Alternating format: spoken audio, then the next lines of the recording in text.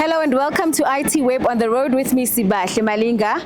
I'm here at the First Battery premises in Benoni, Johannesburg, and behind me lies the First Battery recycling factory where a wide range of vehicle batteries are recycled.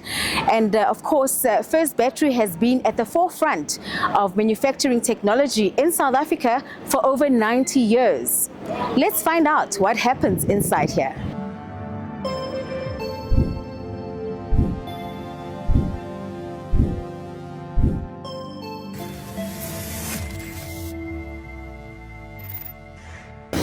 I'm Tony van Zyl, Operations Manager for Benoni site, or looking after the recycling.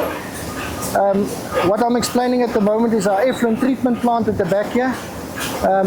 We receive our batteries whole, we break it down, we separate plastic, lead and also acid.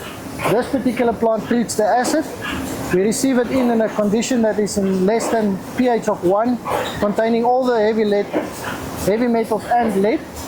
We use a separation process where the lime next to you here can be disposed safely in a class 1 dump, and the water that comes off here as a product gets used back into our process, and we have a water storage facility here of in excess of 220,000 liters.